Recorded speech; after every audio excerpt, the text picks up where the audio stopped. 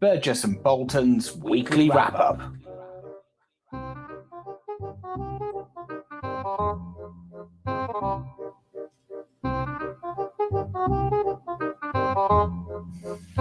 Hello, Ben. Hi, Jeremy. Just doing my usual lip reading act at the beginning. Yeah, that's it. Oh, one day I'll get the hang of all this stuff. Hello, everybody, and welcome to this week's edition of Burgess and Bolton's weekly wrap-up, where we look at everything to do with the London market, technology, change, and innovation. This week, we got an interview with Rachael Bishop, who is a technologist, and we speak to her. We've actually split the interview into three, because we had a long discussion ranging from all sorts of things. So this is the first of a three-parter focusing on tech, and it is also the build-up to TinTech London Market a week on Tuesday as well, so it's kind of timely. But as always, let's start with the news.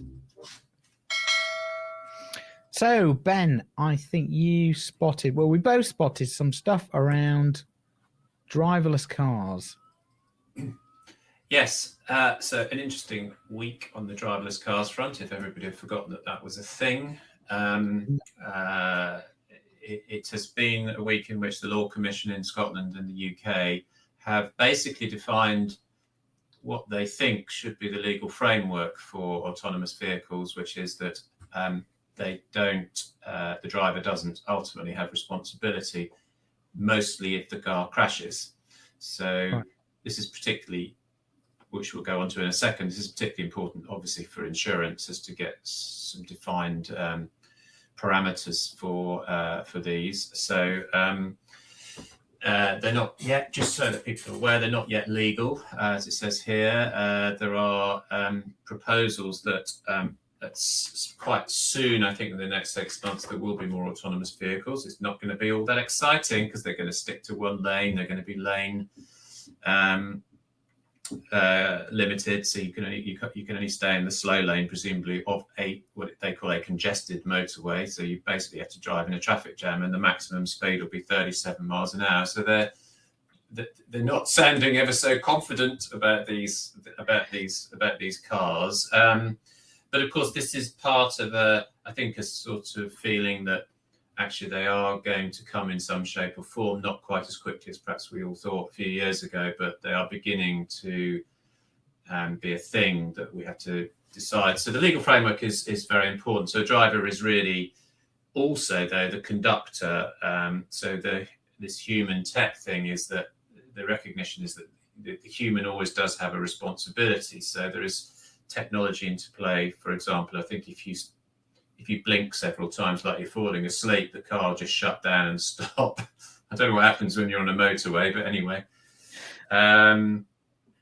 So one of the people said, driverless does not mean humanless. So the person in the car does matter. And so in relation to insurance, if there's negligence, I think, and liability on the part of the driver, for example, if you didn't strap your kids in with a seatbelt and things like that, there could be insurance. Insurance would pick up the pieces around those sort of aspects. And just to say that what it sounds like, where it's San Francisco, China, various parts of China are doing a lot around this. There's the Google car, which is called Waymo, if people have seen photos of that. I don't think we've got one here, but Waymo, and they pootle around in various parts of San Francisco, apparently. And so we'll start with what they call robo-taxi. So that's one of the areas where they'll start fleets, because these things cost $200,000, one of these autonomous vehicles, so they ain't cheap. Yeah. Not going to buy one for yourself. I think I'd rather buy a Bugatti Veyron or a Ferrari. Yeah, at that price, wouldn't you? Yeah. Rather than have the privilege of being driven around at a slow speed in a car that might shut down any minute. So there's been a lot of discussion. I think the framework looks like it's a big step forward. That's what I'm taking from this, is that it's a step forward because a lot of people have been asking about it. And the IUA have responded saying that they're broadly supportive of this. There's a paper if people want to look it up. Their main concern at the IUA is over what they call systemic issues that would affect insurance, and particularly cyber attacks. So the fact, and they are very, very concerned about this, obviously, because if you imagine that suddenly there are 200,000 of these cars on the road, they become definitely a target for cyber, malevolent cyber actors. So I think there is a real need for standards and quality checks and all that, which the IUA is looking at, and they're saying that the people most worried about this will be the reinsurers. So in all ways, there's quite a long way, I think, to go before these autonomous vehicles are on our roads. On the other hand,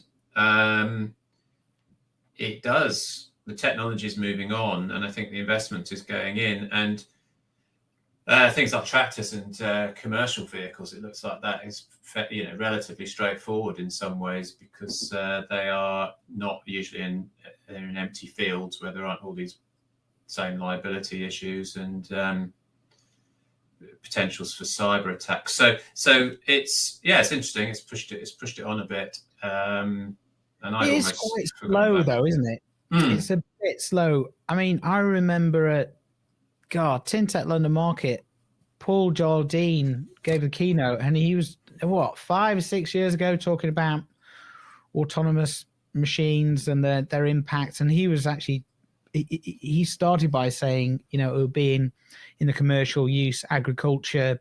That's where we'll see it. And you're kind of thinking, well, that was 6 years ago, and not been a massive inroads into that. But it's quite interesting when you say that cabs are pootling around in San Francisco. It's a bit like the Johnny cab of Total Recall. So maybe I'll have to rewatch that film and see what else is coming around the corner. Yeah, well, I mean, I think that there's been all sorts of hype and talk about it, and I have to say, I have to confess, I did a presentation at one of your conferences about this a few years ago, saying, look, don't underestimate how quickly this will come. And of course, that was wrong again. And but it is definitely one of those things that is going to happen. But the question is how long, and how do you line up all these different issues? But once you have a legal framework, things I think do change quite a lot, particularly for insurance. And now you can see that they've moved on to talking about standards and quality. So it becomes more of a reality. Whereas before, the discussion was all about, who takes the roadblock? What literally was, who takes liability if a autonomous vehicle crashes? I think the other thought that's threaded through this is that the problems largely are at the beginning of development, not as you get it embedded. So the first cars that you put out, that's where the problems are going to be. It's not going to be necessarily later on, because you will have ironed out a lot of that, both technologically and in terms of behavior, I suppose, then. So it could accelerate very quickly. And then you have a very different world, and a big part of insurance would slip away as well. Yeah. Interesting. One to watch. Very good. Thanks for that, Ben. Right, let's move on to talking about modernization and speed. We move on again. So third week in a row, we're talking about something that's even slower than autonomous cars. Yeah. Market modernization in London, Blueprint 2. This is super up to date. Only came out this morning, didn't it? An interview with John Neal about the Blueprint 2 and releasing an interactive roadmap with lots of detail around how it's going to be delivered and when, and timeframes and all that kind of stuff, which is great. We haven't had time to digest it all in the hour or so since I watched the video, but it's pretty interesting. Again, it's a very slick interview. It's a very slick document that they've produced. It looks great. And then I think we really question I don't know. I still question this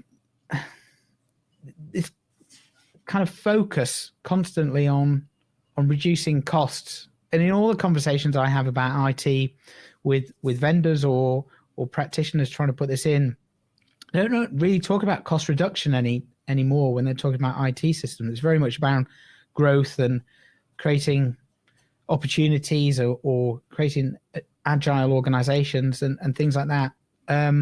It's about growth and opportunity rather than cost cutting, where it's very much still focused on this cost cutting kind of mentality.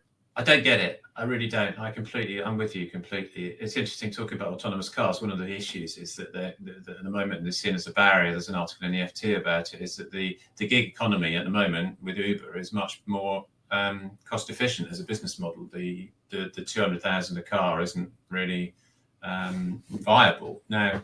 When you translate those sort of things across into the insurance market and the sort of modernization stuff here, what's really going to drive businesses? Well, increased profit, growth, all those sorts of things. None of these things are mentioned here. We're talking about the cost issue, which we appreciate is a cost issue, but a cost issue goes away if you make more profit or more revenue. I mean, if you can still have a business that has quite a high cost of the product for whatever reason, and it could still be very profitable and very successful. I appreciate you want to reduce that, and I think the market as a whole, but that's a market issue. It's not necessarily an issue for every competitor. So I do completely agree with you, Jeremy, that the issue now for me is what's going to create engagement with this and support, which is what John Neal is asking for.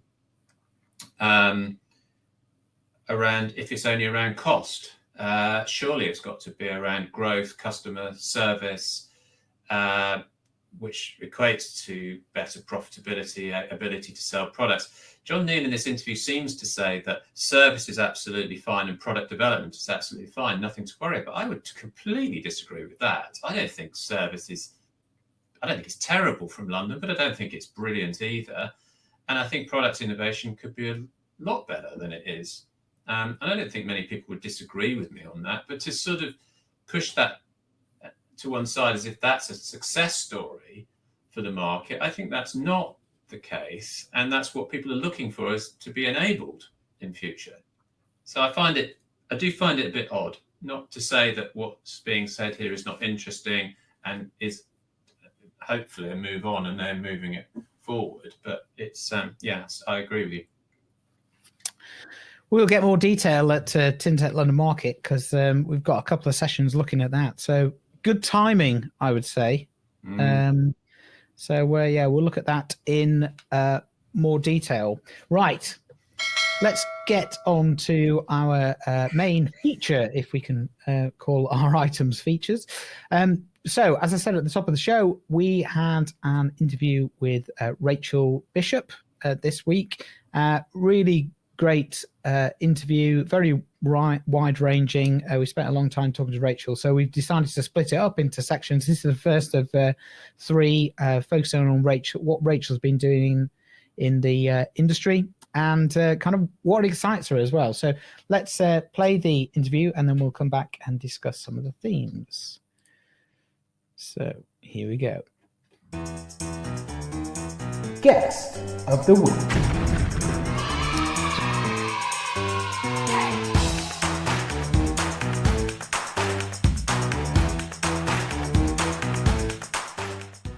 So welcome, Rachael. Great to see you again. It's been some time, but delighted to catch up. And I thought if I could just start by asking, I know when we last spoke, you were at AltViz, which I think is the automation software vendor. Are you still there? Have you moved on? What are you up to now? Yeah, so I was 3 years with AltViz. I joined them to look at kind of artificial intelligence in insurance, and was doing client delivery. After a year, I became COO, so running all of operations. I actually left there at the end of October last year. They were looking for a product that they could package. AI is quite difficult to sell if it's generalized, because you sort of have to describe the problem that you're trying to fix, and most people want to know how it fixes it. And it's not really about how it fixes it, because that's too long an explanation. So, your sales pitch starts with, tell me about what problems you're experiencing. And that makes it a long sale. So Altviz were very focused on trying to find a product that they could kind of productionize and sell as a package. And where they've ended up is with something called Product Wheel, which is about the optimization of production lines in manufacturing. And manufacturing is just not my specialty. And so we agreed at the end of October that, probably for both of us, there wasn't enough engaging work. So we parted ways. But it was a really interesting 3 years. I learned shed loads, enjoyed running operations for them and running the client delivery as well. So running the project side of things and HR actually, but the HR wasn't huge. Great. What did you do before that, Rachel? What was your background? Well, I've been in insurance since finishing my degree. So I did a degree in computer science and then went to work for Admiral Insurance, and very junior role. But some of the management from Admiral went to start Hastings Direct and invited me along. So I was employee number 3 at Hastings, moved. In my 10 years there, I moved up to be group IT director. We moved from an insurer to a broker model. We bought 2 companies. One was a broker, People's Choice. We also had a Lloyd's managing agency. The whole thing developed. We ran the Toyota and Lexus schemes, which was really interesting because I got to work with Toyota and got to see a bit of kind of how you work with a Japanese culture, which is very different to ours. And had a real, just such a, when it's a startup, I know it's huge now. When I left, there were 1,500 people, but I mean, in a startup, you can be curious about everything and you're doing everything from scratch. So you get to see things end to end. And it just means you gain an enormous amount of experience in a relatively short space of time. From there, I went to a bancassurer, to Lloyd's. Very interesting working at Lloyd's. It wasn't Lloyd's Banking Group then, it was Lloyd's TSB. Real culture shock for me, and learned an awful lot about how large organizations work, the importance of influence, matrix management, and the importance actually of culture and values. Not something we'd never needed to think about, certainly at the time at Hastings.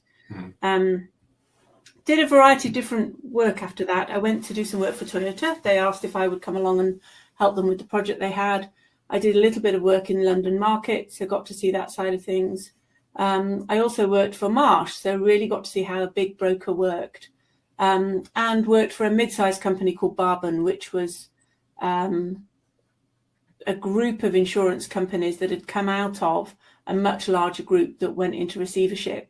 And so Deloitte did the turnaround. They pulled together 5 companies that were successful. And I was invited to be group CIO there because I knew the guy that had been invited to be CEO, Martin Oliver. And again, really interesting. You've got a mix there of some companies in the group really up for change, didn't know how to do it, but absolutely, eager to do stuff, innovate, move forward. And then other parts of the group that were happy to just sort of carry on, do what they could. So a lot of CIO, IT director, management. And then I went into more platform implementation. So I've been implementing insurance platforms, which is, 12 work streams or so, running that whole transformation around putting in a new back office system. So end-to-end policy administration systems. And then I wanted to get into blockchain or AI to try and, for me, it's all about learning. And, I want to be learning something new and I want to be doing something meaningful. And both AI and blockchain seemed like really, really interesting areas to be in. So I started to research both of those things. And then the role at Altviz came up, which was AI I couldn't persuade them to go the blockchain route. It became something of an in-house joke. Every time they were looking for a solution, I was like, blockchain, it's got to be blockchain. No, it's not. Go back to AI. But really, really interesting. I learned a whole new way of developing there. So just a very different way of developing software using containers, which was a revelation to me, and such a refreshing way to be able to develop. It enables DevOps. It's more scalable. It's easier to manage. And the whole 3 years really has been a great learning curve for me. In between that, I did go to a Swiss startup. So I moved to Switzerland, which is where I'm predominantly based. So I tend to work for UK clients, but particularly since COVID, almost entirely based here now. Cool. In the Alps with the snow. Yeah. Is that all you've done, Rachel, in your career? Is that it? I know. I'm very funny. No, it really just, it has been a real, shame. Sometimes it feels a bit weird because I've seen large companies, I've seen tiny companies, I've seen companies in between. I've worked for brokers and insurers. I've done change management. I've worked in IT and I've worked on the ops side.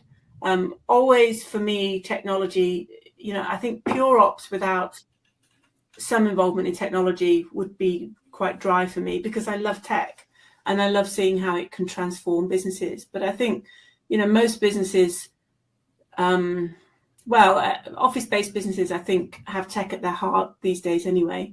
So you're never too far away from it. But yeah, it's been a real roller coaster of interesting, different things, of different sizes, and that's kind of what I love, because it's all learning then. I want to talk to you a bit more about AI and automation and where we think it's going. But I wanted to pick up on something you said when you went to Lloyd's banking group, and you said working in a larger organization, you kind of started to understand the importance of culture and values in there. And I just wondered, as you reflect back on transformation programs that have got a lot of IT at their heart, how much do you think of the success of those initiatives is put down to kind of the people and culture side of things, as opposed to plugging in technology and systems and things like that? What do you think the balance is, or is there a balance there? There is a balance. I think it's critical, and I've made I certainly made one horrible mistake that I'm not going to go over in too much detail. But unless you bring people along with you, you can't replace the thing that they work with every single day. They're going to resent it if they can't. If people are keen to do their job well, they just want to do it well. The system is irrelevant to that almost. And if you get a new system that they've not seen before, that's been forced on them out of the blue, it's frustrating. You can't do the thing that you want to do. When I do a platform implementation, for me, there is always a work stream around the team culture. How do we get the team engaged? How do we reward the team? And then how do we get the company engaged? How do we introduce this to everybody in the company? And certainly at one of the companies, we did a kind of open day where the team presented the project to groups of people from the rest of the company. And it wasn't everybody. We were hoping for something of a viral effect. So they'd go back and say, this is what I've seen. But, one of the key receptionists came up, and she was so excited because she said, I get asked about this and I don't know, nobody tells me anything. So she was delighted to be given that walkthrough of what we were doing. We branded it, which was fun because it was techie, and I liked it. It was a space age theme, which obviously I was thrilled about. But I think that bringing people along is so key, and culture is becoming so much more of an important feature and something we talk about more. Retention, is increased with a positive culture, and staff engagement. Really, in this age of kind of cyber hacking, staff engagement is your biggest shield against that. There's nothing worse than a disengaged employee going, oh, I wonder what this is on my email, clicking it, opening it, and exposing your systems to whatever's in there. I think it's so critical that we bring people along with us, that people enjoy their jobs. And it was something that actually Martin Oliver at Barban taught all of the directors, was that it's a third of your life. And if you're not enjoying work, that's a whole third of your life wasted. And he made us, as directors of the company, very actively spend money to make sure people were engaged, enjoyed their jobs, knew what their objectives were measured against those, were rewarded for achieving them. And it was at the heart of everything we did. And I don't think I could work any other way.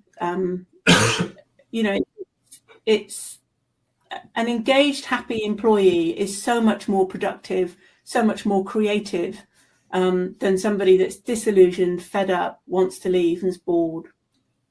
That was a long answer, but you caught me on a pet topic.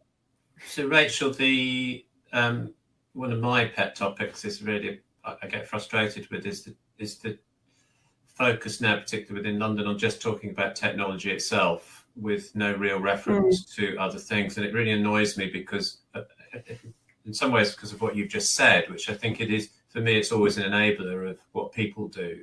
And I know that's cliched and what everybody says.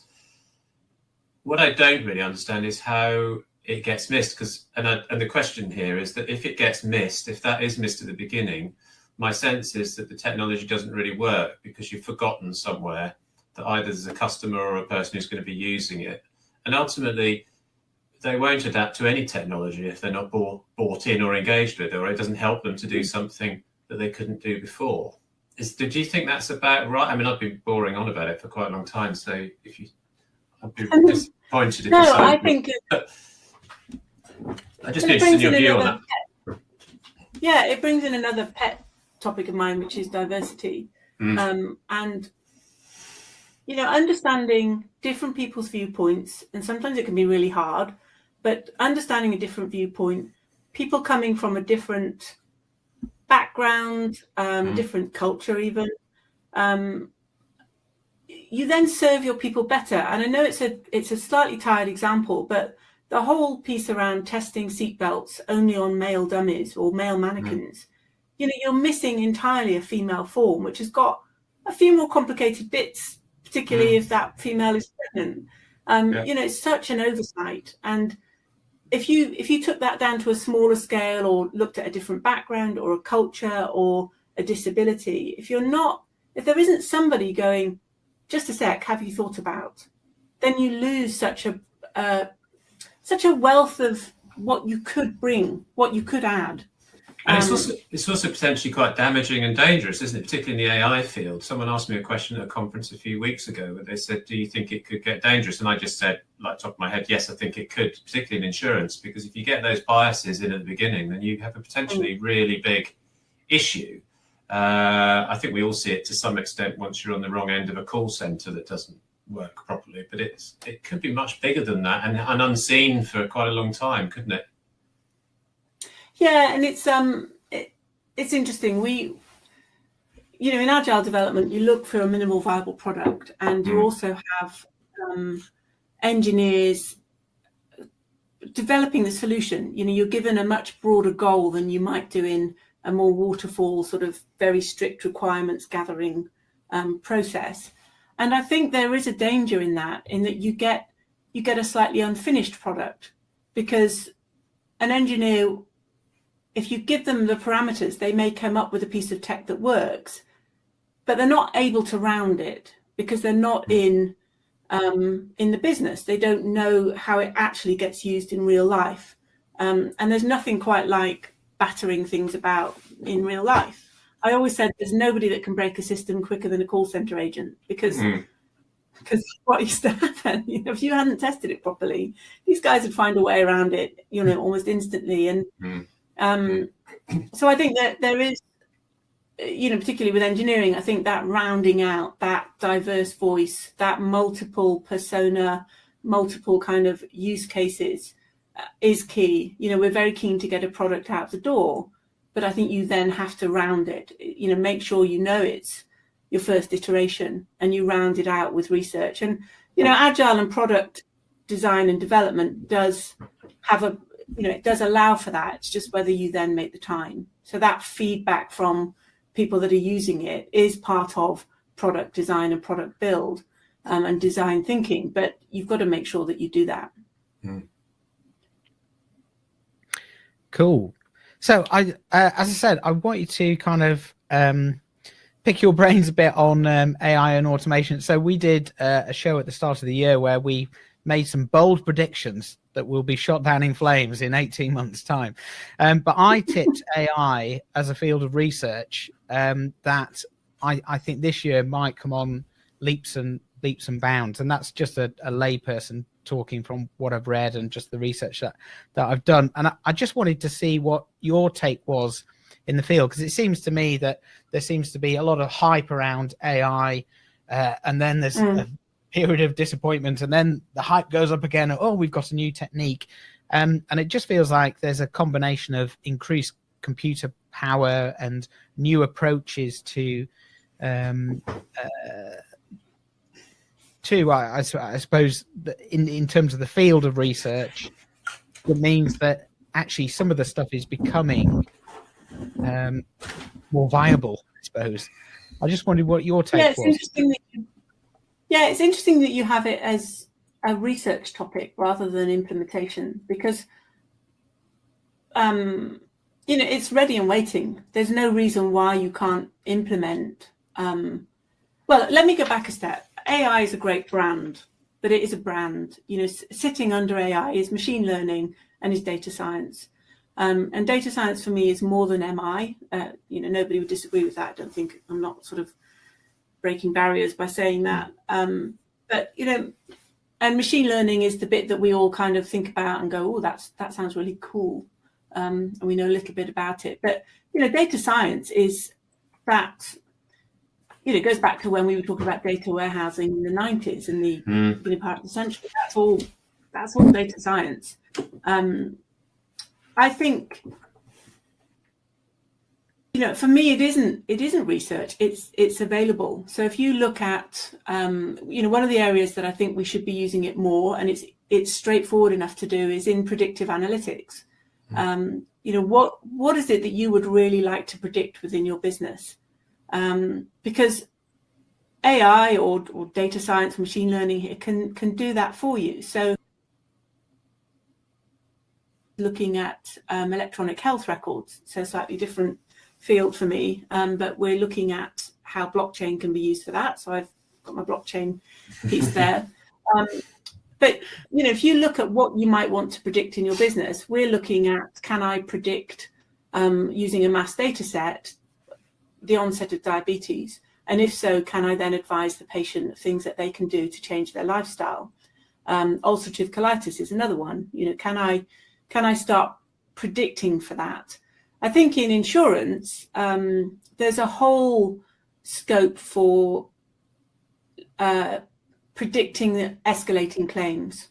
We have data now that can be scanned en masse that can start to see where a claim may be escalating and that you need to change your reserve or you need to start doing something about it. The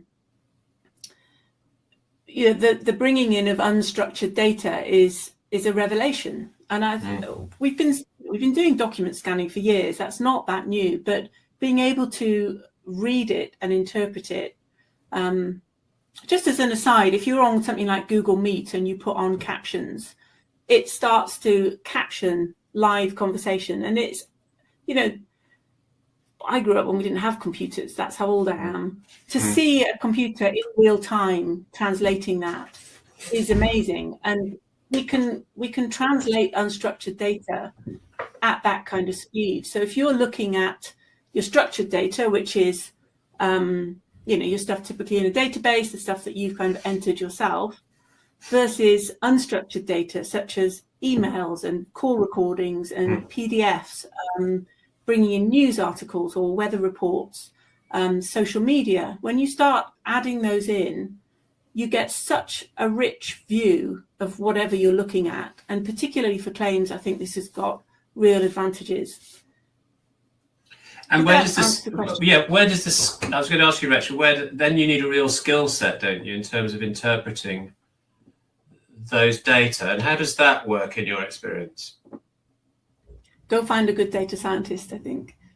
The really good ones that I've met understand the business purpose of the data. Mm-hmm. So they're not data wranglers.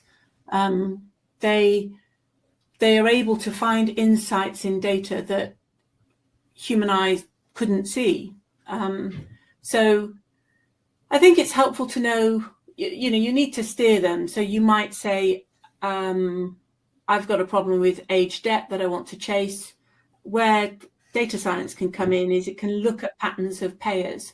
So it can look at your age debt and say, this particular payer is consistently poor and always pays 6 weeks in rather than a month. Let's learn how to chase them better, or let's preempt that and chase them harder. So instead of doing your sort of 15-day chase, 10-day chase, cancel the policy or whatever, you can start to see patterns around these particular people are likely to pay worse, chase them harder, change the language, and you start to personalize the experience. And actually with technology, I see everything becoming a lot more personal. With medicine, I think we need to be more personal and stop treating the disease, but treat the person with the disease. And the same in insurance.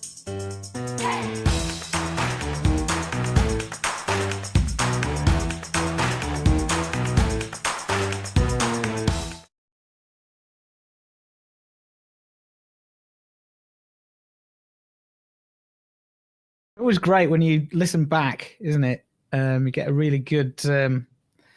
The second time we listen to it, you get really good insights from it, and it just triggers your mind. Great talking to Rachel, wasn't it? And it was really interesting that she always came back to kind of business problems. The people aspect of it. The culture around change and transformation, and then talks about technology. It's it's really, really good. I was going to say exactly the same thing, that it's refreshing to hear someone with all that experience talking about where technology is applied and how it's applied. And I don't think this is unfair, but I don't think Lloyd's and John Neal and people talk like that. And I think they should. I think people want to see those use cases. I think they want examples. We've talked to quite a few technologists or indirectly on this show and in other spaces, and they seem to be saying a lot of the same things, really, which is that we've got to work with technology's got to be built in with teams. It's not perfect. It's an iterative or an agile process. It is also about common sense, practical stuff, even talking about something like blockchain, which I know gets hyped up to the max. But I think Rachel there was saying, look, and she will say this about, there are real practical applications of what that is, as long as you don't believe it's some kind of savior of everything.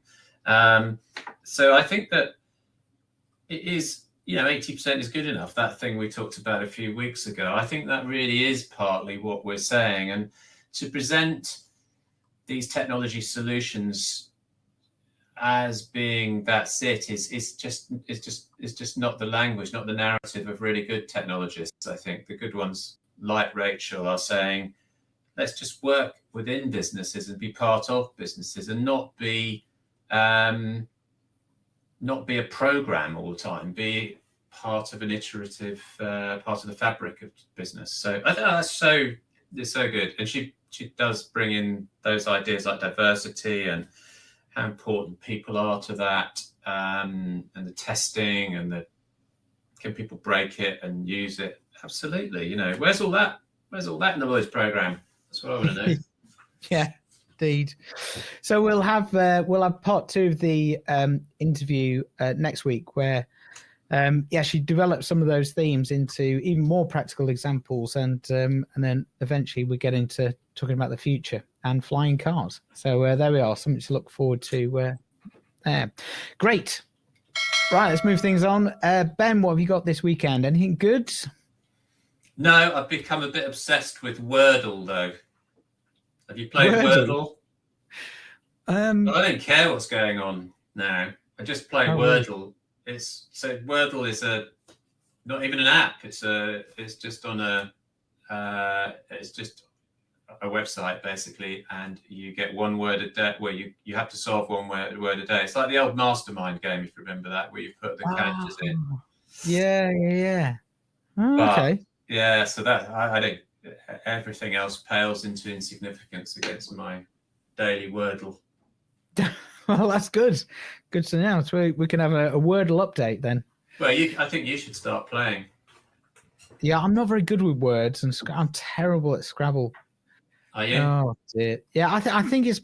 I do think that you shouldn't go first in Scrabble.